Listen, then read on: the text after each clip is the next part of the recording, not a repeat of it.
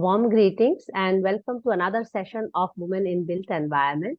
My name is Mansee Bal Bhargava, and we are conducting this study to understand the life journey of women, especially to learn the role of women in designing and developing cities, in designing and developing the built environment, and the representation of women in this sector. Today, we are joined by Savitha Rammohan, and thank you so much, Savitha, for agreeing to take this interaction with us. Before I proceed further, let me just introduce the broad idea how we are going to go about it. And also, I'm recording this session and also we are live. So I hope you are fine with it. Yes, I am. Great to connect with you, Mansee. Yeah. Thank you so much, Savitha. So the idea of doing this research comes from the very bleak representation and, in other words, acknowledgement and appreciation of women in built environment. We have been having architecture and planning profession for quite some time, yet we see the number of women who are represented in the sector is quite weak. So this research aims to really document the journey of women architects who have basic qualification in architecture and they have deviated in different fields of architecture. The research design is called autoethnography. So basically, it's your biography and we are writing it up. So this is how we are going to go with very simple questions posed on you, right from your beginning of journey of architecture to where you stand today and how it has been. So it's more of a reflection for you. I hope you're fine with it. And I'm ready with my first question. If you say go, I'm going for it. Yes, definitely. I think it's a pleasure for me to be part of this study. So definitely look forward to your questions and reflective journey of mine. Yeah, thank you. So let me take you to many years ago, and you may also mention how many years ago when you were in high school.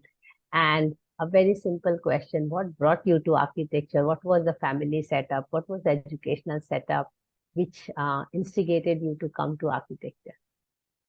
Sure. I think the desire to get into architecture was probably, around grade 12, obviously, when I had to make a career choice. And one of the main incidents which kind of motivated me to become an architect was meeting one of my relatives, a distant family member, who was also a practicing architect at that point of time. And we had gone to Bangalore to meet her. And it just happened, nothing was planned, but she spoke to me and many of my other cousins and explained about her work and how much of creativity it involves. And it also needs the ability to be able to draw and represent things in a three-dimensional way. And that immediately caught my interest because I was always passionate about art and drawing and anything creative. And I seem to enjoy that more than other areas of interest, although I was equally good at mathematics and biology and chemistry and physics, which was the stream I had taken in school. So that was one of the chance meeting with this architect really influenced me. And I was always keen that I have to do a professional program. I was very clear that I had to become a career woman. And therefore, the options that came to my mind was one was engineering, which is pure play technical stream of work as well as activities. And then I had the creative side to me that had to seek expression. And that's where I felt architecture was this perfect blend of having, technical knowledge. At the same time, you apply your thought process and expression. You get a chance to do that. And I think the second thing that influenced me was reading the book on Howard Roark. I think many of us have been absolutely the fountainhead, have been deeply influenced by that book. And I think that's based on partly on the life of Frank Lloyd Wright. So I think I probably ended up reading that book in grade 11 and it made a huge impact on me, Fountainhead, and how the life of an architect is, and the kind of challenges we are faced with, and your end output is always a form of beauty and creativity and ingenuity, which kind of made me very, deeply motivated to pursue this path. Although there were no other immediate family members, we're all engineers, or we had, business graduates, but there was nobody in this field. And I think that's what influenced me to take up architecture. That is very interesting. You mentioned Fountainhead, because I wish I had read it before architecture. I would not have taken architecture, Oh, to be honest. So while I'm doing this interactions with all of you, it's also kind of a reflection for on myself. I mean, and I bring it out sometimes in this kind of humor. So just to understand the gender aspect of it, did being a girl played on you or in the family, uh, or was it just at the backdrop and didn't really matter? And this question, I bring it further to your graduation time. So when you were studying, I'm sure teachers never made that gender discrimination, but somewhere somewhere did it come to your mind, and when was it, or it never appeared in your head until you were graduating? How was it being a girl in the profession in the college? I think even when I suggested that I want to pursue architecture, my family actually reached out to other, well-established family members, and they did a pre Reiki. round Free Reiki. consultation.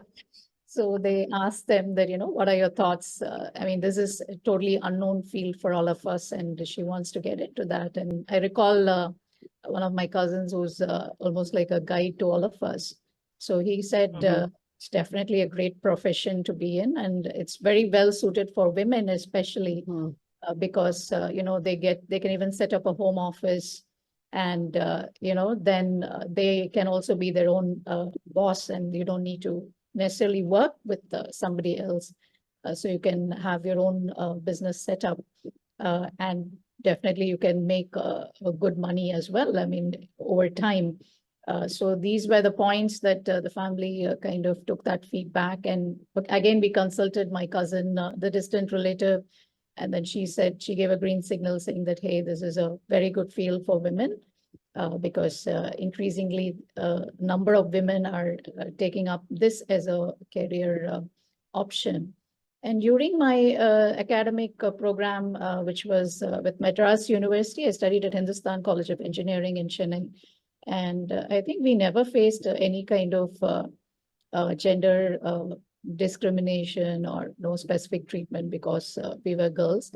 And on the contrary, I think we had a sizable number of girls in the program who were actually probably more passionate and extraordinarily talented, bunch of women who were able to, probably be outshone the boys in the program. So it clearly set a, trend that women are actually well suited to be architects.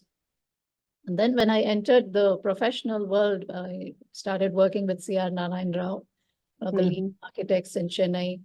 And, they've built some of the huge, technology parks, IT companies like Cognizant Technology Solutions. And then you have Oracle. So name any of the, IT companies, it's all built by them. So very leading architects in Chennai. So when I worked there also, we had enough women in the office. We had enough women who were working as draftspersons, and there was also a parallel business in the organization, which was all about structural design. And found that there were very few women in that field. But typically, this seemed to be a very good career path for women all along. And I don't think at any point of time I felt that being a woman is is not a positive thing, but on the whole, it's a great profession for women. Yeah. So that's good to understand now from you, and also understand that in the early career and in the college days, you did not really face anything like there's a gender issue in the profession.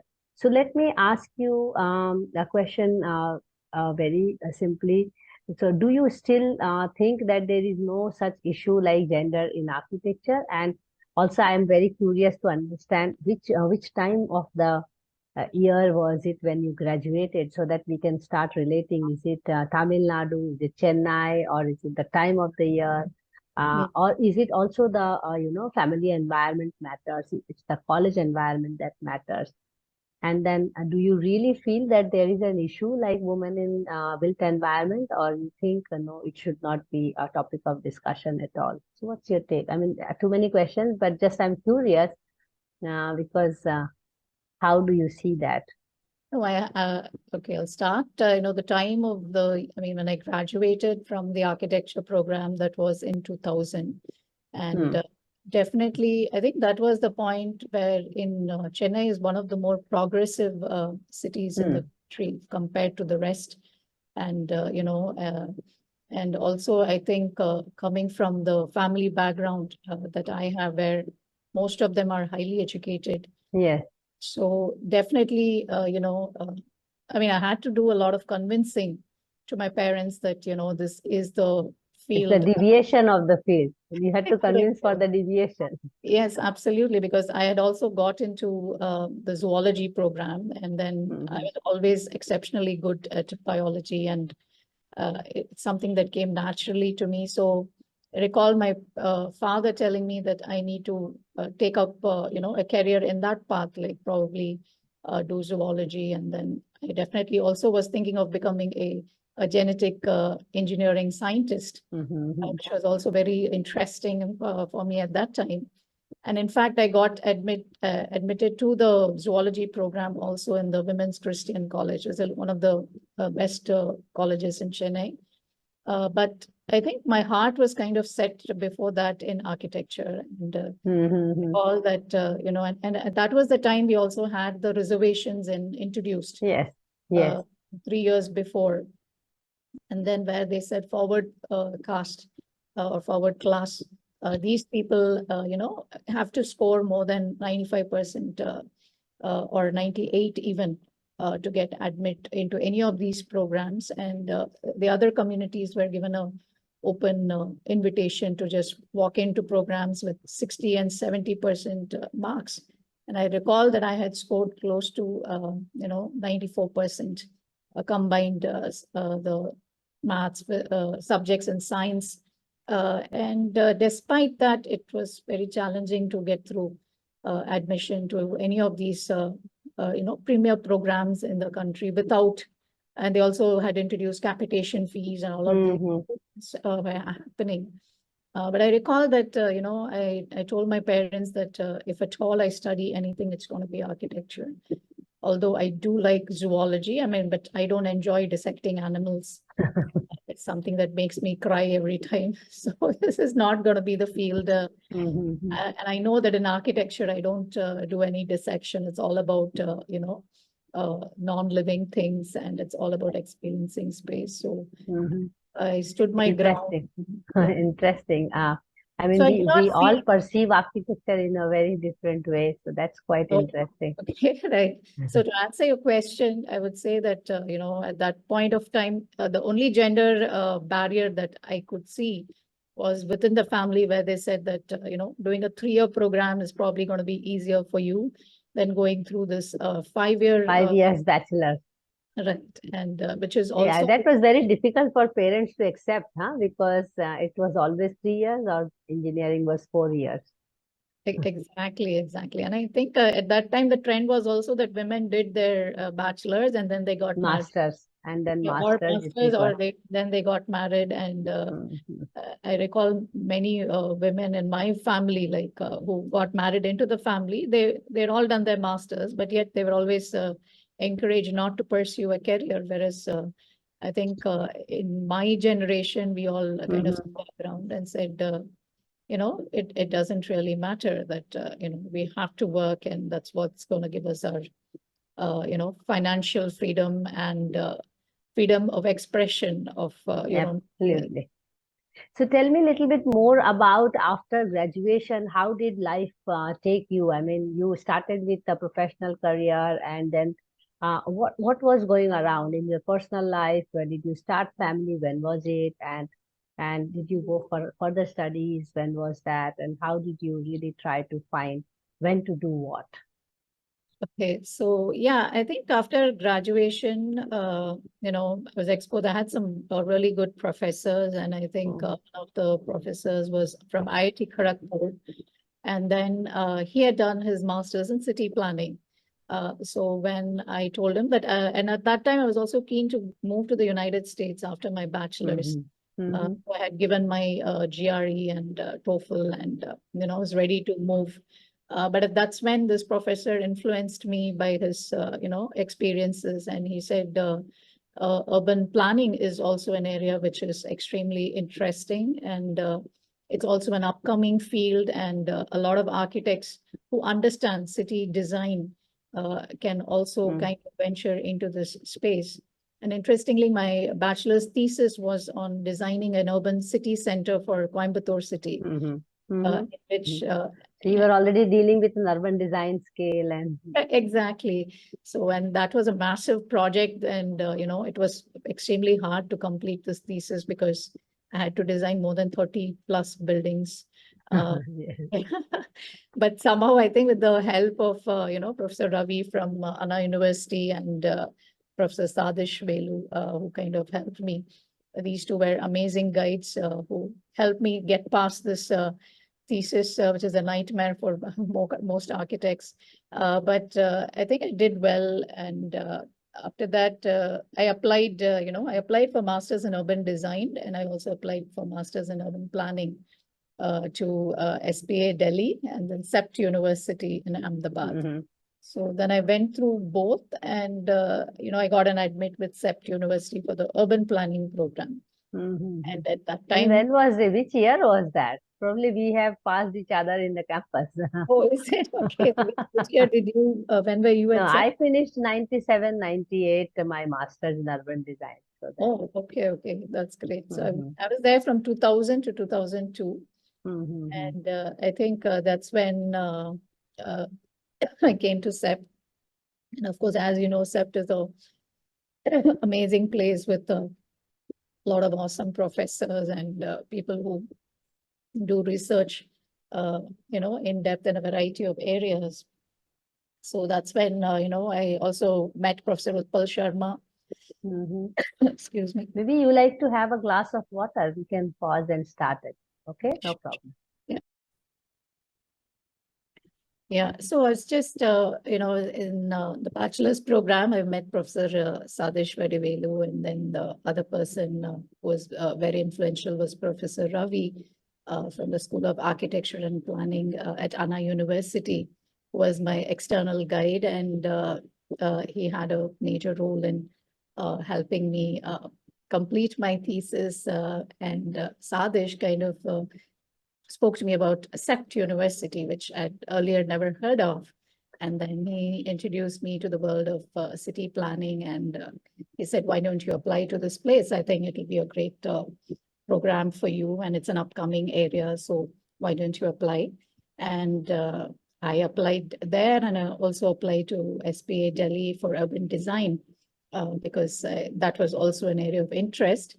But I managed to get through the CEPT University program.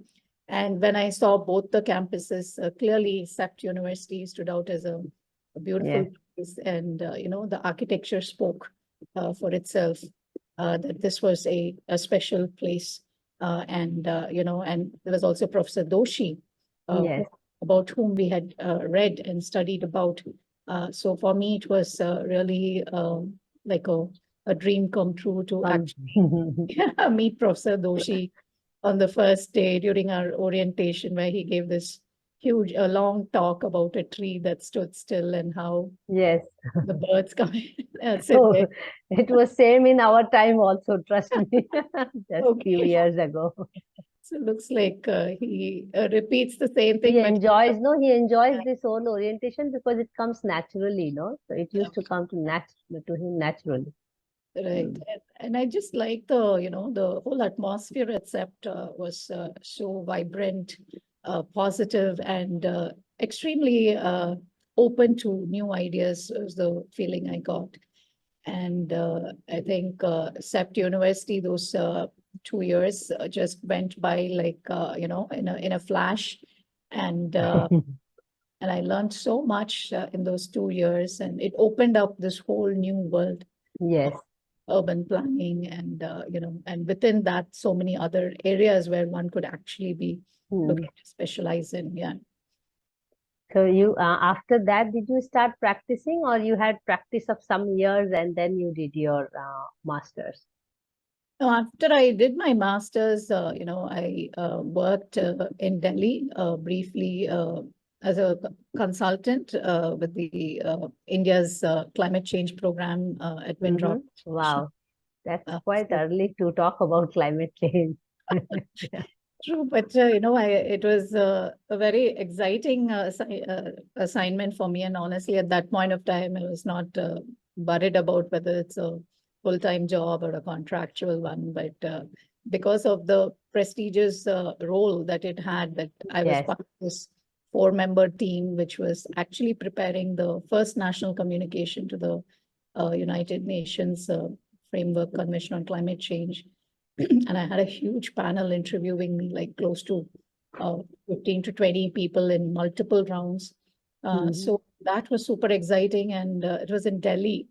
And then I have never lived away from my parents, I mean, except other than during SEPT. But here I had to, be independent and take up my own space and commute to work. And but that was a great journey with Windrock. And then they further asked me to continue at Windrock International India.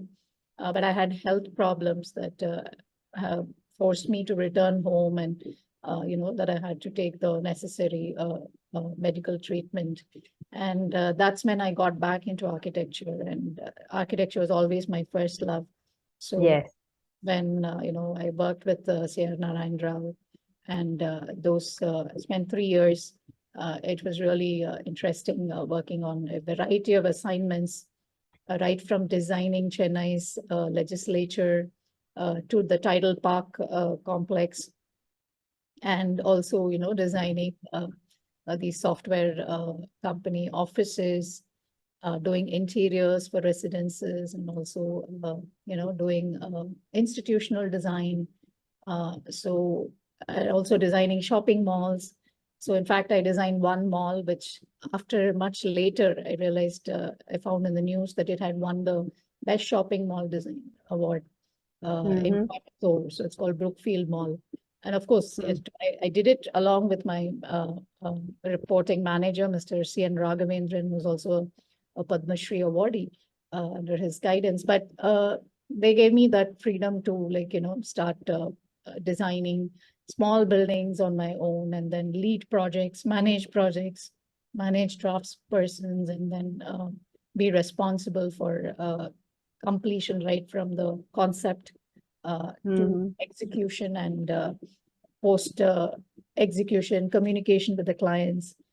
So it was all going extremely well, but the only concern was the pay was very, very low compared to the Which amount of is still the case in architecture. it. And then it's always about you learning, just being with a great mentor, like not Professor, Mr. CNR, as they say, call him. So that itself, it was a blessing for me. Honestly, I learned so much just by observation, and the way his, love for attention to detail, and his ability to conceptualize three-dimensionally. And then I realized architecture is not just what you do in the paper, it's Yes, a lot more. And much then more. right, and there is a lot of detailed understanding when it comes to the practicalities, right? From the ability to do your reflected ceiling plans, and then the ability to, manage people on the ground, to check Mm-hmm. implementation. So I simultaneously also did my own projects, in the sense over the after work, I was anyway, kind of free. So I used to take up projects and, I designed some residences, bungalows, and I started doing that. And then I was pretty excited. Then I thought, okay, just launch my own firm and, it's going to all take off and it's going to be like, it's going to be easy. And I think I just tried that for a few months. And then I realized it's not at all easy because it's Yes, of course. It's very challenging. 24/7 then. Right. And also I found clients are also very tricky when they see that, you're a novice architect and then, you're not so smart enough to handle the way they, uh, work around payments and getting work. Yes. And then I realized, now these are the real challenges. And at that time, I think I was also parallelly, a part of me always wanted to go to the United States. So I had applied to Cornell University for my master's. And the reason behind that was I was always, I wanted to understand what the developed world looked like and what Yeah. was challenges they had and how different was it from India's challenges, and especially in my area of work, which is urban planning and architecture. So I was keen that, I get this international exposure Yes. and not have a very narrow outlook to life as well as the field of architecture and urban planning. So I applied and then, I also, the pay thing was also, eating a part of my mental worries, like, oh God, how am I going to manage? And that's when I briefly got a chance to work with ILFS EcoSmart and, they had an opportunity on post-tsunami reconstruction. So I had worked on multiple disasters except thanks to the Bhuj earthquake.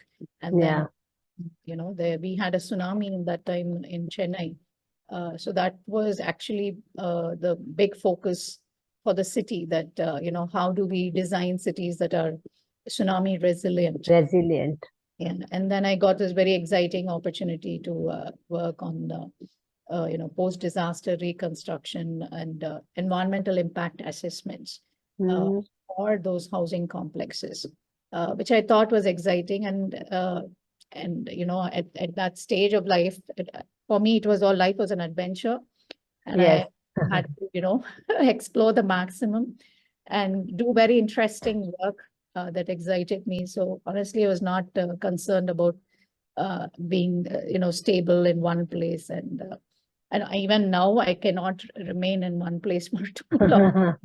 That's interesting to learn. So you went then for your second master's then. Yes, absolutely. So, and there, I think at Cornell had a program specializing in international development studies and the environment. So although housing program would have actually gotten me a job very easily in the United States, I was very passionate about international development, understanding how the different lending agencies, aid agencies work, what are their priorities, and how do they, why are they giving funding? Yes. What is the, reason and how The does whole Lexus. exactly? And I think Cornell that way was very good because it gave us excellent exposure to this field. We had very good professors who had already worked in different international development agencies like the United Nations, FAO, World Bank. Name any international agency. We had a professor who had worked, and then we also had a chance to opportunity to take classes with them, courses. And Cornell's best part of Cornell's education is that they offered these field trips, Yes. global locations. So I found myself hopping on to this course that took me to Africa. Because for me, that also Africa had always read that it's one of the similar to India or some of the countries where in a more difficult economic situation. So I went with them to Kenya, and then we worked on slum redevelopment in Kenya, which was extremely interesting, and it was a fantastic exposure. And I also worked in post-Hurricane Katrina reconstruction of New Orleans. And Wow. so we actually contributed to this publication called the People's Plan for Building the Lower Ninth Ward, which was Wow. a collective contribution of more than 50 students. And Professor Kenneth Reardon was the person who was heading this initiative, along with a group of professors from around 4 to 5 different universities. So they formed something called as the the Ivy League collective. So I may not be using the right terminology. So, but all the Ivy Leagues came together, and then we formed this collective, and then the students from everywhere, all of us went down to the lower ninth ward, and we walked around and we stayed there, and we met people like the way you are conducting this survey. So we too had to, we interacted with all the people, the African Americans, to understand what happened, why did the disaster happen, or what was the, how it could have been prevented probably, and how the whole issue of vulnerability and, exposure to risk because of the economic status, and also race. Race and space was something Yes.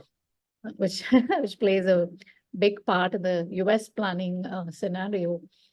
So then it was very, very interesting, exciting, and I learned a lot about how, the challenges are very different in the United States, where although it is developed, yet we find certain communities still not having enough access to the, public infrastructure services. Yes. And how the whole thing was actually, we could also say that it was triggered because of lack of sufficient initiative and efforts, which could have easily been prevented, what happened in the lower ninth ward. And that for me really made me think about, how, planning as architects also, we actually got down to designing individual buildings. We Yes. said, we actually created a facility which is called like a legal assistance center for all of the residents who have been affected, because many of them don't know how to get their insurance back, and then what are, how to get around the law. So we actually came up with 50 plans, which were, out of which some of them were long-term development plans. And then some of these plans were short-term redevelopment plans. And then all of these were presented to the New Orleans City Planning Committee. And we also, the university, Professor Ken also identified funding. We also had another professor who was African American, and she actually helped us understand the, perception or the outlook of the African American people, and how their experience has been. So we had like 3 professors within Cornell only, and all of them were extremely committed and dedicated. So then with her, we finally, the positive outcome is that they also secured funding from Goldman Sachs. And then the plan was finally presented, and they integrated it into the New Orleans city plan for recovering from Hurricane Katrina. So that was fantastic exposure for me, experience to be part of this team. And it also helped me get the American Planning Association Award for Best Project for Upstate New York. And subsequently, we also worked with UNDP in Bahrain, where they had a project on, how to create a strategic environmental assessment plan for Tubely Bay. So now I've never heard of Tubely Bay, but that kind of exposed me to a very different part of the world, closer to the Middle East, and how there also they are facing challenges similar to India of environmental, sensitivities like mangroves and protected areas, but the need to, prioritize economic development, and how there could be an impact on the environment as well as communities. So that's where we prepared this, we created this strategic environmental assessment plan, wherein we weighed the, pros and cons, and then we did a SWOT analysis, And then we came up with a series of guidelines. Like, so at a policy level, we worked on preparing guidelines for development of the area. Then at the stakeholder level, we identified the institutions that would actually be participating. And the third was, how do we actually capacity build the existing institutions as well as the local residents, the end users, on how to cooperate and, work towards having a environmentally sustainable approach to the Tubely Bay management. So these were some of the few very exciting projects at Cornell. And I think the best part that I enjoyed at Cornell was I could take classes across the university, and yeah, which is very nice. And we also had certain professors who were like Ravi Kanbur had earlier worked with the World Bank as a senior economist. So they also gave, opposite perspectives on the World Bank, that it's not like a pure play, just development, pro-development, but there are, which is probably known to most people, but for me, it was new. And that's when I was very keen to work with the World Bank, and I'd also applied for an internship to the World Bank Washington, D.C. office. And I never thought that I'd get through, but definitely it was networking and, trying to, a lot of prayer also, I would say. And I was like, somewhere I was very keen, and then I was able to, I got through into the internship. And then for me, it was thrilling to actually be inside the World Bank working. Yes, I can imagine that. Yeah. Yeah. And the awesome, infrastructure they have, and the fantastic library. I mean, at that time, I used to be this, like a bookworm, always reading books. And so when I saw the fantastic library that they had, and again, at the bank, I could actually walk into any meeting that I wanted. So although I was just an intern, they gave me that freedom and flexibility that, I could go into a China meeting group where the meetings that are open. So I could go sit with them, and then, or I could go meet a Africa team that's discussing about projects there. And the way they handle the interns is superb. Like we are kind of on our own, but we have the flexibility to be part of other, subgroups within the World Bank. And I interacted with so many, experts, right, from governance experts to, environmental experts, social development specialists. So World Bank was like this huge collection of amazing, extremely talented people. Yeah, I'm sure. Right. So it was very good working with them. And I think they also, many of them give me time to meet and discuss my work and give me guidance. So it's almost like for me, like being in a mini university. And everybody was extraordinarily friendly to me, which is I was very happy about. So I completed my internship, and then I continued to work with the bank while I was studying as well. And I got another assignment. So I continued to be like a short-term consultant with the bank. And, I was able to contribute to original research content as well. So all of that made the United States experience extremely enriching and positive. And also to see women over there who are like, extremely well qualified. There are none of the gender biases that you see in India. Women are as strong and have their own will. They do what they like. You see bus drivers who are women, you see truck drivers, women construction managers, which in India, I don't see too many women construction managers, and architects, of course, because I was in the architecture school again. And whenever I wanted, I could actually go and attend the architecture programs. And we also worked the architecture department for the Nairobi, design of the Kibera slum. So that was a design project. So try to keep in touch with design through these projects. But gradually I felt myself drawn more towards policy planning and research, which seemed very interesting, where I felt original research can truly make a difference in the way problems are approached and managed. So how are you currently engaging yourself and where are you currently based then? So currently, I think I work Because with this I see renewable. you have traveled around the world, so then I will bring my next question after this. Sure, sure. Yeah. So currently, I work with this renewable energy company called Clean Tech Solar. So we are into solar and wind energy, and then Mm-hmm. manage India and Southeast Asia. Okay. It's like Mm-hmm. 7 countries, and I'm in charge of the environment and social safeguards Mm-hmm. for all this entire region, and also the lead for the organization and implementing, the environment social management systems, Wow. as well Mm-hmm. as, guiding and streamlining the organization to achieve its environment and social goals, while achieving the business goals without having Of any course. negative environment or social consequences. And I think I've been here close to like 3.5 years. And Mm-hmm. it's been a great journey so far because we have actually set up systems, processes, procedures in place.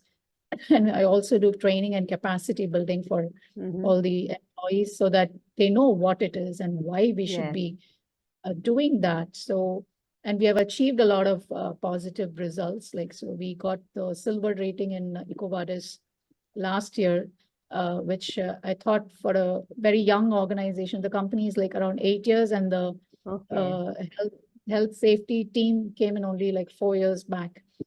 So within that short time for us to achieve that, I thought was a very commendable achievement. And now we are working to get gold or platinum, which is the Very next good. target for us. At the same time, we've Interesting. also done many, biodiversity related interventions, which most others, I don't know about what others are doing, but I don't think many of the things we are doing, the way we handle it is extremely carefully. So we have Great Indian bustards close to the plant, and then Mm-hmm. the collision risks are very high. So I think we have installed bird diverters at most of our plants to meet, international standards. So we comply with the IFC performance standards. Although, as per the Indian government laws, we don't need to do environment social impact assessments, but still we have It is set an for irony. ourselves the highest. Right. And the other thing is that we have also, like, we have sites which are close to tiger reserves, Mm-hmm. leopard habitat. And then we have again installed devices and, innovations that help us, prevent these interactions with the wild animals, and the safety of our workers is most important. And the other interesting thing we have done is end of life solar panel recycling. Yes. So we have tied up with PV Cycle in Belgium, which is one of the leaders in Europe for Mm-hmm. solar panel recycling. And then we have managed to recycle most of our broken solar modules in the last 3 years. Wow. And this year we have actually managed to tie up with the agency in India, because PV Cycle helps us connect with local partners, Yes. and we are tied up with the university in Pune through Treco Recycling Agency, and they'll be actually converting these solar panels into building materials, which brings me back Mm-hmm. to the architecture space of Yes. how you know circular economy and recycled Circular waste can, economy, yes, is working. right, and that. That's quite interesting. Yeah. So my question is back to your personal space, as Savitha, as a woman, we would like to know. Now that you have seen almost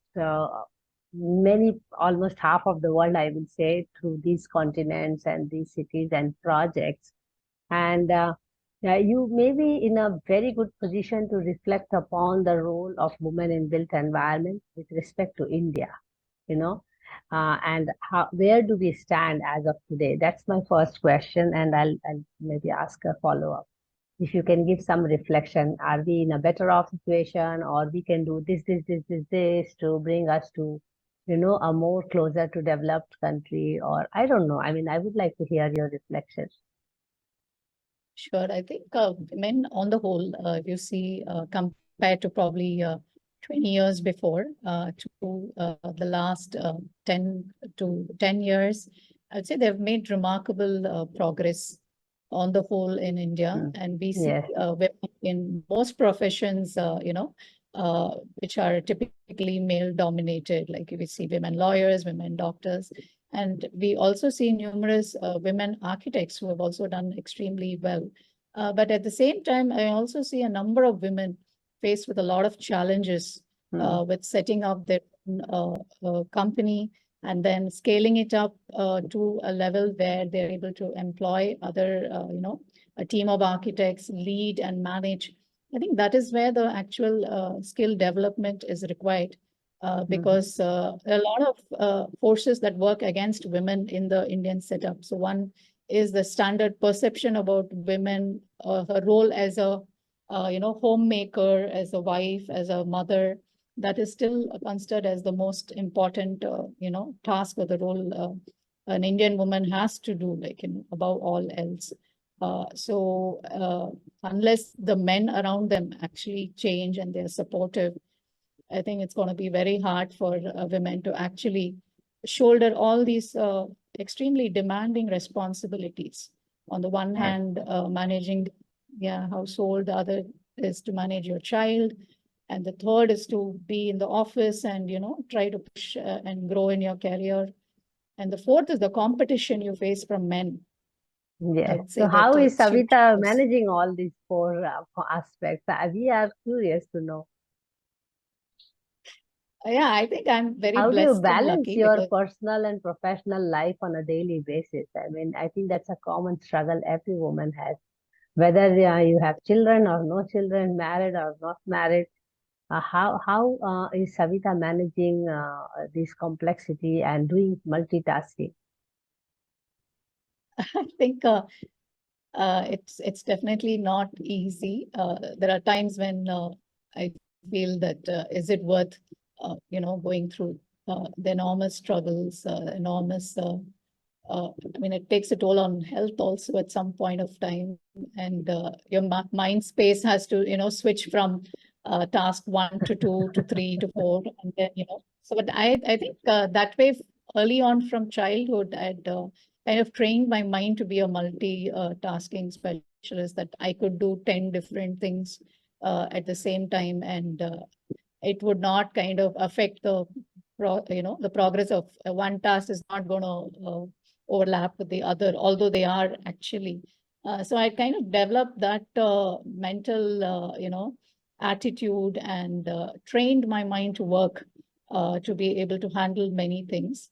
And I would say definitely my husband has been a great pillar of support because he has always, been there in my, hours of difficulty, professional challenges, personal, challenges.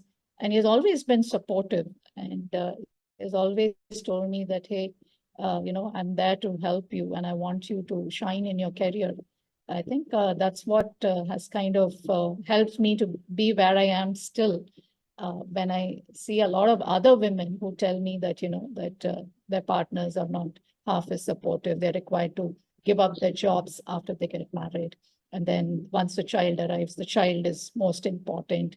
So I see a lot of women who are also like that. And yet I have many of my friends from SEPT most of them are working moms who have, met with partners who are very supportive and understanding. So I think that's what has actually helped me, do well on all fronts, because I often travel on work. And when my baby was very small, like I have a daughter, so I would just leave her, like, hardly 6 months, I would have to leave her with my husband. And she would cry on the phone saying, Amma, where are you? I mean, she can't speak so much, but she would keep crying. And I recall once my husband told me that I'm not able to take this, her crying constantly for you. I mean, this really hurts me, but what can I do? I mean, I cannot tell you not to go and work because that is your passion and that's what keeps you going. So he has actually shouldered a lot of those, responsibilities and continues to do that, which has given me this flexibility to work.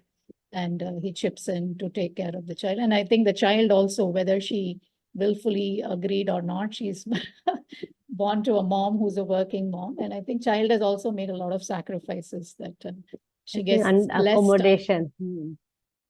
And and I think now she's used to it, that, she accepts and she says, okay, I know you're going to be traveling this week, but it's okay. I'm not going to cry. So I think that adaptation has come into her. And when I ask myself that would I rather be a housewife and be a full-time mom, focused on her education and giving her my full attention, the answer always comes back to me as no. I'd be a very unhappy, architect. Mom, and yes. Right, but as a mom, maybe I may be happy, but the other side to my personality is going to be a very unhappy one. And that's where I say it's okay, somewhere we have to make everything happen. But that needs spending long hours later in the evening when I get back from work, sitting with my child, making her do her classwork and homework, weekends taking her out for the different classes, and then coming back, and then also trying to make it a fun, growing experience for her, and not, something very rigid. And I encourage her to explore and, find what her interests are rather than follow this rote.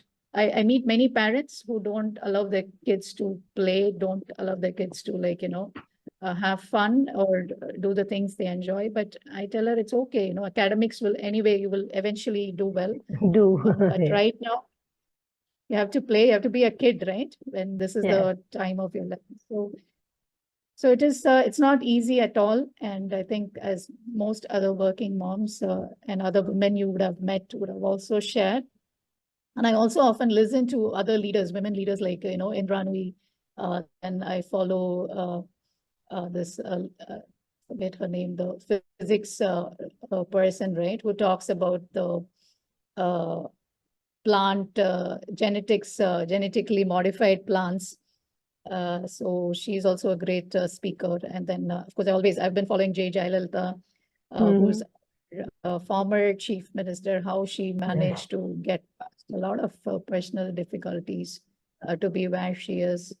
And I think within the family also, there are women leaders who have inspired. For example, my grandmother, she was one of the finest women leaders in the family, although in her time, she was married when she was just 13 years. Wow. And then, and she had 3 kids, but she just completed, she said she had completed 6th or 8th grade, and she didn't even know what marriage was, and she was just pushed into it. Yet she had, she self-educated herself by reading newspapers, books, and then she went on to set up the first women's association in Arepuram in our area, where she brought a lot of women. Then they started doing their own entrepreneurial activities, bringing the first bus stop to Arepuram. Wow.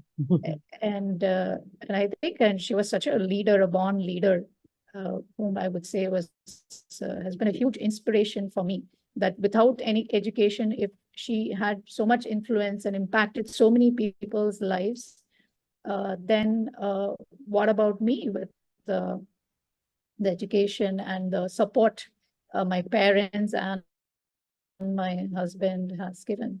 And my grandfather was also a huge inspiration. So he was a senior editor with the Hindu, and he has actually written the memoirs, 100 Years of the Hindu, Rangaswamy Parthasarathi. So he used to motivate me a lot from childhood. And his dying words just before he passed away, he waited for me to come from Delhi to meet him. And he said, hey, I've just been holding on for you. And there's something I want to tell you. And he said, you have done a lot, and there's a lot more you can do. And I recall this word. And every time if I'm dejected or I feel that, I'm still not, I'm very ambitious. So I feel there's a lot more I could be doing. But I always tell myself that, look back and from where you started to where you are. And yes, I don't fit into the, global standards of how a professional should be. And there's the standard path that people expect. And I get that feedback all the time. But I tell them that, hey, I mean, honestly, it doesn't matter to me because I have to be myself. and Absolutely. I need to enjoy what I do. Yes. And this is where I think many women like you have really broken this whole stereotype of looking at, and that's the very fundamental reason why this research is also being carried out. So, I mean, we have a set pattern of looking at women in certain professions, and that is limiting architecture. And people like you and many others who we have interacted actually, the philosophical side of this research is also delimit architecture. Why architect has to be doing this, and not doing that. That's extremely important. Exactly. And I think that questioning has to happen. And I think we all have our own special path and special Absolutely. on this planet and in architecture and urban planning. Absolutely. And I think that way, the rest of the, these standard, the people who have this traditional mindset, I would say, they too need to adapt and change and accept Absolutely. people who are entirely different. Yeah, I think it's high time we delimit the scope of architecture and start looking at it through the built environment lens rather than building lens, which Right. makes it much wider. That can be also an important finding from studying all of you through this research is how women have taken these different paths, and another important finding which comes out very clear in case of around 40 women whom I have interacted now formally, but otherwise, of course, many more, is the daring which women have taken to take risks in diversifying their scope of work, because probably in the early career, as you also mentioned, that it looked easy to take up office and start going. Maybe in early career it looked difficult, but in the longer run, it's a really much easier path than diversifying and taking a path which is not a stereotyped path, because as you were also mentioning, it's a constant effort to prove yourself, that you are doing. As you said in your project also, you are coming back to building material recycle, so you are back to architecture. Yes. So it's about how we delimit the scope and still look at where do we stand in the profession and how do we relate to what we have as our basic education. So let me ask you another question from here when you mentioned this aspect. And it's a tricky question as I understand from you that you really didn't have much of gender issue in your workspaces, just like your education. But I still would like to ask this question. How is it now when you're working in a very higher position in your own company and all? But I'm sure there are situations when you meet different people, when you have different meetings, you come up with this situation, two situations. One, where you think that being woman has been advantageous. So just giving an example, not too many, but just an example. Or being woman was actually a disadvantageous position to do this kind of work. So I would just like to understand from some example from. I think being a woman, I think that, see, the disadvantage bit, probably that's easier for me to relate the numerous examples. I think definitely the period when a woman has a child, it is that is probably one of my toughest phases in my career, because I recall that, I was expecting a baby, and then at very late, for as per Indian standards, I would fall in the late mom category because it's very delayed. Because for me, always being established in my career was very important. So at that time, I found that it was very challenging in India because most of the companies preferred women who are unmarried or, they don't have children, and they are expected also to be traveling back to back from one. And also working late night. Yeah, working late nights and really having no, what do you say, this work-life balance, basically. There's no work ethics. I mean, I still feel our profession has to learn to work time to time and just give it a full stop. I mean, let us have some time for family and for personal development, Absolutely. And I think at times I actually even regretted that, oh, I wish I'd probably never gotten married and never had a child, because this is taking a huge hit on my career, because I was told that, you need to take a break and you need just go home and relax and be chilled out. Come back after 3 to 5 years when the child is grown up. Then we'll be happy to have you. And the very few firms that said, yes, we are willing to support you. We'll give you the assistance, like, daycare at the office space. We'll give you the flexible timings.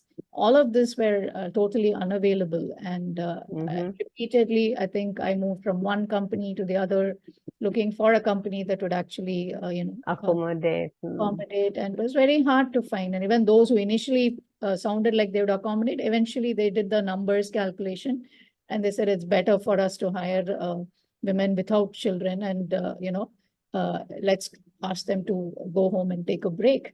So I literally fought against that. And in fact, I also recommended, I recall one of the companies I worked with, they asked, what is the feedback you have to us, because you are a mom of a very young baby.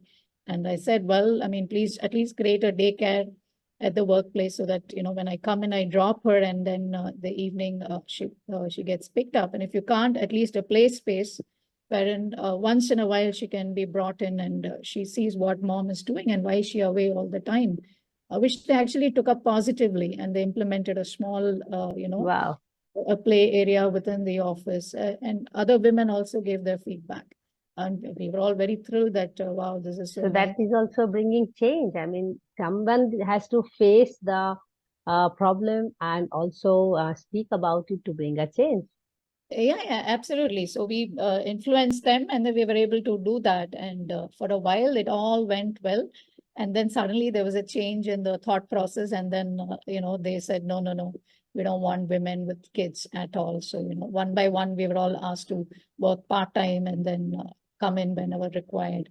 And then even that play area, I don't know if it continues to be there, but I saw limited utilization of that space over time. So that's why for the design aspect, we also see that as women enter the workplace, and if they want to continue with children, then the architectural design also needs to provide Absolutely. for that. And I think at my current organization has been by far one of the best experiences. From the positive side is that having accommodative managers, having flexible timings, allowing me to, choose when I wish to go somewhere. And here I'm actually, you'd be surprised to know, I'm in charge of gender mainstreaming. And Wow. And I think also because with all your experiences, also probably you are having these kind of opportunities because you are now at a higher position maybe, as yes, well. right. So Yeah. So now you have an extra responsibility to make sure what you went through 10 years ago, 5 years ago, the young girls and women do not face that. And good to definitely. learn that you are doing gender mainstreaming. Yeah, no, I actually have been, working for women's rights, and Mm-hmm. also been, asking that we have entire women operated solar plants, that why should it always Wow. be men? Like, why can't we have fully operated women? Don't bring in the, Wow. they are the ones who create trouble in the first place, not always, but wherever they do. And there are companies that are already doing that. So at least we have managed to recruit people, women in the corporate offices more. And then I'm also still, I mean, I tried my best to get women working at the sites, which are remote villages, but safety is always a concern. Uh, Yes. right. So that is where, and I think advantage of being a woman, at least in India, I feel, when it comes to any kind of surveys and interactions with communities, they're all very respectful, very welcoming. And because you're a woman, they treat you extra special. Absolutely. So they So cooperate. field work actually on one hand may sound and look difficult, but actually it is much easier to collect information and especially perception surveys and even get the warm hospitality of people as well. Definitely, I think, and I think that's the best part of being in India. So the kind of hospitality, the communities, like, Oh, this girl is working hard. and they also give you a lot of protection. And I Yes. recall when we were in Bhuj, while working at SEP, we went to some remote village. And at that time, I was speaking like half broken Gujarati, like, because that's not Mm-hmm. my tongue. And after some time, my team was supposed to come and pick me up. And these are, every village is sort of far away from the other. And I got very worried, and I told them that, hey, I seem to be like stuck over here. I don't know where my team members are. They've not yet come. Then I recall the whole village actually came and stood around me. And the women, especially, and the men, they all came. They sat with me and they said, listen, there's nothing to worry. We're all here for your safety. We'll all wait here till your team comes. And only after you are dropped back or, sent back with them, we are going to leave.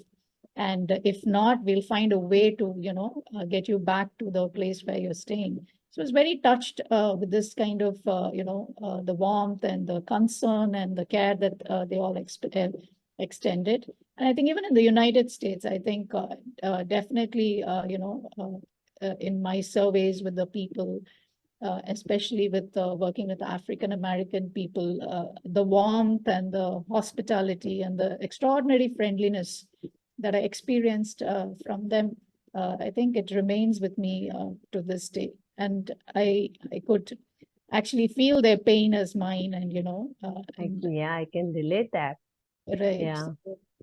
That brings me to my penultimate question, and also very right time when you say that you can feel them. I would like you to imagine a hypothetical situation, not that I really wish that to arise.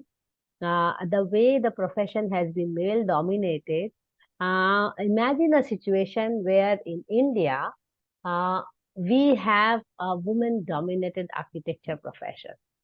You know, Mm. it's a hypothetical situation. I would like to live a life before I leave this planet. I would like to see that we are not discussing women and men. We are just discussing the problem and we are seeking solution.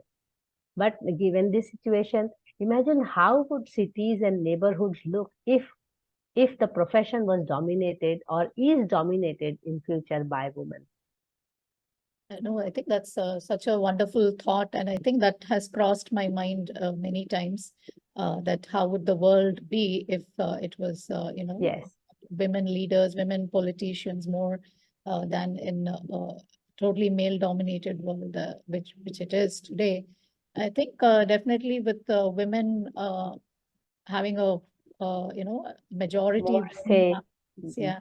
So I think definitely there's going to be, at least as I see, better quality of designs and more, an understanding of the 360 degree experience visually, spatially, and then from the sensory perception. I think like a great architect whom I really admire is Zaha Hadid. So all of her architecture that I've seen and read about, it speaks a lot about how spaces can be reinterpreted three-dimensionally and to represent much more than these the way the standard designs are these rectangular boxes, and where there's no fluidity in design. So I see definitely women, they are going to grow in numbers and dominate the space. We are going to see very different kind of design outputs. And at the same time, we'd also see spaces representing their needs. Like the New Zealand leader who brought her baby to the workplace, and she was not afraid to, feed the baby in front of everybody. I think we would see more such spaces that are sensitive to women, mothers, and also, allow children to be a part of the workspace, so that these are all seen as one continuous requirement to enable women to work. And I think women were like that long back in India, the Vedic period, where we had great women poets, scholars, people who were part of the assembly of the king, and also the great Rishi, the lady Rishi Gargi, about whom we have read. And I think when I now read Mahabharata, I find that the society then was extremely pro-women, encouraged. I mean, of course, they had other practices which came in later, but women had as much rights as men, and women contributed to all sectors. So In definitely, fact, the whole Mahabharata and Ramayana revolves around the life of women. totally, that's so true. It's And just that how we interpret it. But if you see, the stories are all around women. What men did to women, or what women said, and what women did. Oh, that's absolutely true. And I think when we see that difference from, Ramayana, that time only the concept of sati and all of that had kind of started. A woman had to prove that she was pure. And then I think in Mahabharata it gets worse, where Panchali, she has to, again go through a lot of insult and humiliation. So somewhere I think there's in terms of women's empowerment, status in society, over time it has actually gone down, like the rights that they enjoyed. And today, when we look at the security point of view, like I travel alone on long, drives, like 4 to 6 hours from one city to the other. But safety has always been something that women still have to be very concerned about in India. Even in US, I had to be concerned about safety no matter where I went.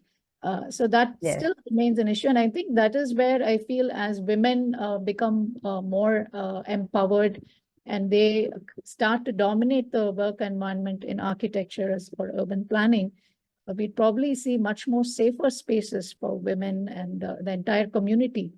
And, there's going to be less discord, violence. And today, when we open the newspaper, we always read about, some form of violence. And I think Yes. Women have the power and ability to transform this world into a very caring, loving, peaceful place and very compassionate space I that think these attributes are crucial to women leaders. Yeah, absolutely, absolutely. And I think the women leaders that we have had in our country so far, as well as global women leaders. It's also very bleak representation if we talk about political leaders or even corporate leaders, for that matter. That's so true. So that's why I think now women are being encouraged and recognized. And I hope, I mean, it's not easy though, like, to be working in a male dominated space. But I think if women are determined and they get the right support on the home as well as the office environment, I mean, they're bound to shine, because they are innately, I feel extremely intelligent, extraordinarily perceptive. And once they commit to something, women have the ability to go all Yes. out. Yes, that's achieve. important. So that's why in many of our, the CSR programs that I work with, we always find that we give the funds are given to the women's collective, because they say that any day when it goes to the woman, she'll ensure that the child will get benefits, the whole family will be benefited. And therefore, they also are very good at managing money.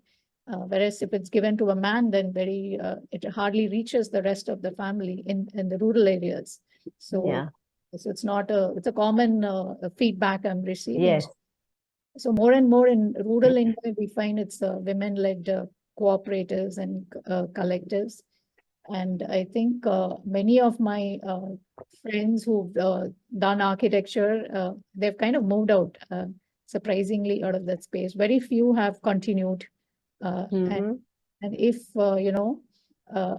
the local governments as well as companies kind of can help women, come out of that difficult process of setting up your own firm and expanding your area of work, get the support.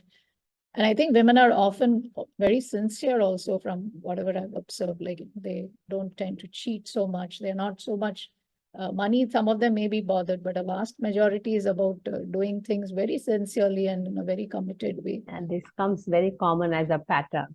Okay. No, I mean, what you're saying is absolutely right. I mean, yeah, but there has been always, like, if one in million does something and that is pointed out and noted, whereas when only one in million men is doing something right, and rest of them are not doing right. So anyway, that brings me to the last question, which is more futuristic in the sense that your simple message to the younger generation, and then it's in two parts.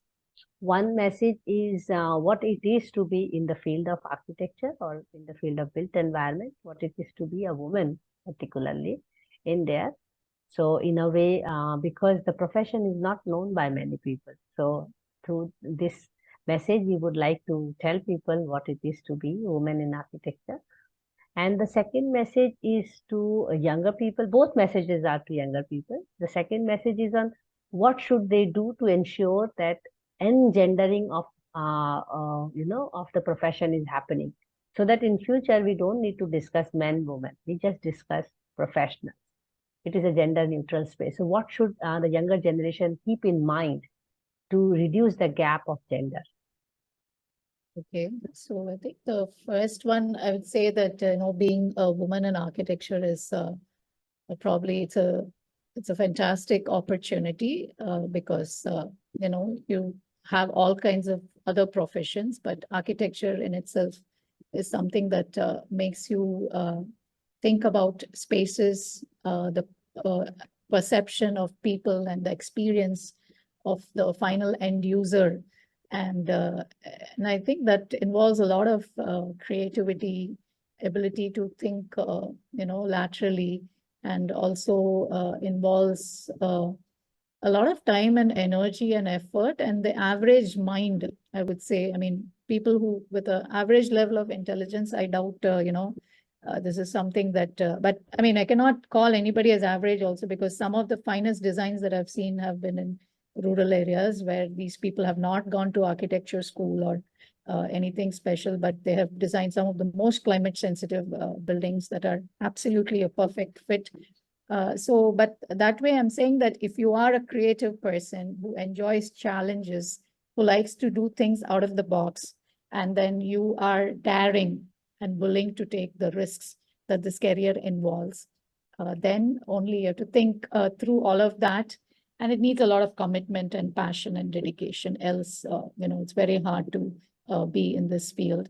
And definitely that applies to the built environment, like in the case of urban planning, which is not Yes.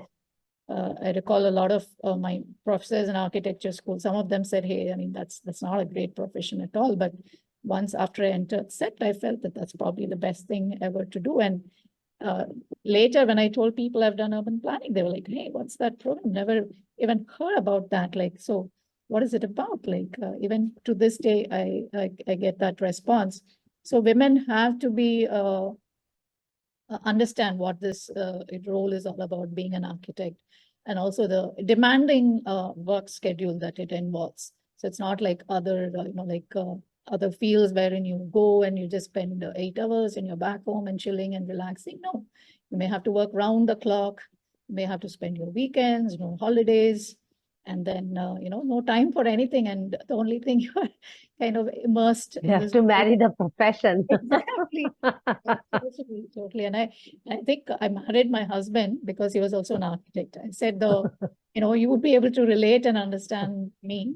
And then we can still talk about, do things that interest us. And, anybody outside this profession will not be able to relate to any of this. So I think youngsters definitely have to do their research, read up, also check if their personality is suited for this kind of a role that is, extracts a lot of you. In fact, tries to extract the best out of you. And only the best can actually then continue to remain. And later in your professional practice, that brings in a whole lot of new challenges.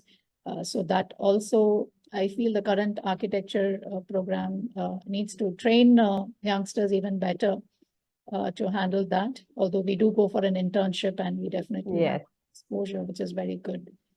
And the second question is, how can women be, what should be done so that this difference in terms of gender is not. What should everyone do? Not only women, but even Exactly. everyone. Yeah, everyone. And I think that everyone plays the bigger role in this whole thing, because women are raised, and I can vouch that today's girls are raised on par with, boys, and parents are no longer differentiating them.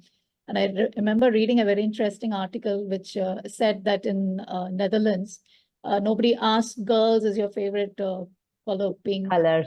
Yeah, Yes. has to be blue. No, you can like any color, and it's perfectly okay to like, because a color is a color, and there's no gender stereotype that girls have to like pink and boys have to like blue. It's all artificially made up in society. So I think it's very important that the rest of the society, which includes, the parents, then the family that the woman gets married into, the mother-in-laws and the father-in-laws, they also have to extend that support. And men especially, I think they have to, go through a lot of change in their mindset and, move out of the traditional ideas of a woman, serving hot dinner when he comes back. And that way, I think in India, it's changed a lot. Even the advertisements no longer show the woman, Yeah. waiting for the husband and making puris or something like that. Instead, they show the woman coming back home and the man is ready with the dinner, and it's like, okay. But this change has not yet penetrated, smaller Yeah. cities, even bigger cities, I would say. A very small percentage has come to accept that women have changed, and women are no longer just going to be, a homemaker. They are capable and talented. So that is where parents who are raising boys, they also have to give that training, which I know some of my friends are doing that. They tell me that we are teaching them to wash dishes, we're teaching them to cook early on. And the other thing is also the in-laws, they also have to give the woman that respect, that she deserves, that, this is a working woman. She's not like others. She's doing what others are doing plus another 150% more. So her work schedule is demanding, and we have to give her that respect that she deserves. I think that's very important. And third is society, right? So time and again, I feel, why is India not doing anything about women's safety? And, we read numerous reports of how women are attacked, and yet the country is not, there are rules, but it's still being flouted. So when will India turn into a safe place for women, where she can even go out at 2 a.m. or 3 a.m. alone? She can put up a tent and stay somewhere. I recall in my company, I was telling my manager that, I want to, these places are beautiful, I'll just take a tent and I'll stay. And he said, are you mad? Like, that's the last thing you want to be doing. This is not the United States where you go stay. And I would say even US is not entirely safe. So I think Yes. that women take over and women start dominating in architecture, urban planning, and in all other fields. One of the key things that would emerge is safety for women and respect for women. And also, having women-owned, operated enterprises. And there's no need for us to like keep a track of time, and you can come. And by that way, I think Ahmedabad was considered one of the safer cities, where even now I was told, when I visited recently Gandhinagar, girls travel from Gandhinagar to Ahmedabad even at 3 a.m. On bikes. Yes. And it's still considered very safe. And also Shani Shingnapur, where I went, they said is an absolutely safe space. Mumbai is considered fairly safe. But when I was in New York City and I was traveling at 2 a.m. and 3 a.m., it was not as safe at all. Like, and I had to be extra cautious, I would say, in fact, because being in a new country, and, and the rules of gun culture is there. But I just hope that all of that happens, and, we have more women prime ministers, and then, we have women architects becoming the heads of the Indian Institute of Architects, and setting up, designing the systems and processes. And Wonderful. I think it'll happen. Actually, you nailed it. You nailed it. I mean, it's the leadership both in the profession and in the society that will actually bring these new thoughts and new requirements of the society, which will then percolate. Otherwise, I mean, we are actually inching towards it. Otherwise, it's like making facilities for women only. It has to come philosophically into the society that this is required, And Right. No, I think that's so true. And I think that's so important that it happens, because, women actually play a far more important role, I feel, because, they raise the next generation, and then they have the great ability to influence. Absolutely. It's a bigger responsibility. Yeah, absolutely. And I think that's happened in the past, in the, the Vedic period, and that's how India was. And Yeah. yesterday I was reading to my daughter about the Vijayanagara Empire and Yes.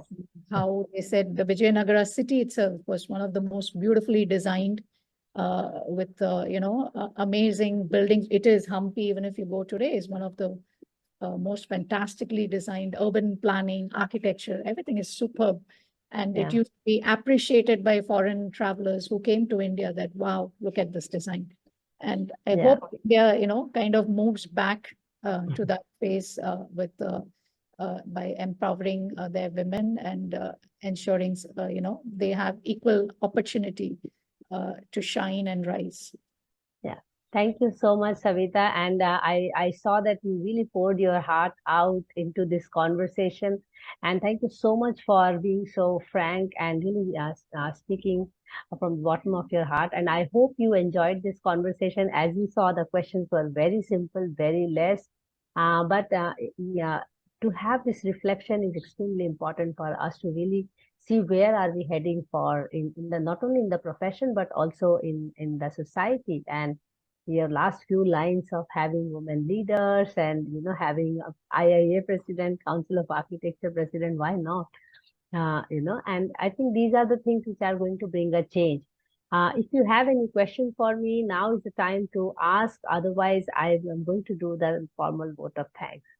No, thank you so much, Mansi. I'm so happy that you've actually chosen this area of study to, focus on women in the built environment and architecture, because this is something which has probably not been studied so much so far. So it definitely, I hope, this study that you're doing will actually influence and bring about a change in the professional world of architecture, as well as urban planning and allied fields. At the same time, I hope it also makes people rethink how architecture is traditionally interpreted and how Yes, women can have a greater transformative role in the yes, way, and if they could be given the kind of support and, what do you say, ability to continue to work on things that they are passionate about, then I think they are bound to make a far greater impact. I was recently watching this video about an architect who's called Didi. I forget her full name. It was shared in the DD contractor. Yes, yes, Didi contractor. Yes. So really amazed that, I mean, she's hardly as known as, other male architects, but she seems to have done an amazing contribution to Absolutely. She's my favorite architect Oh, in India. okay.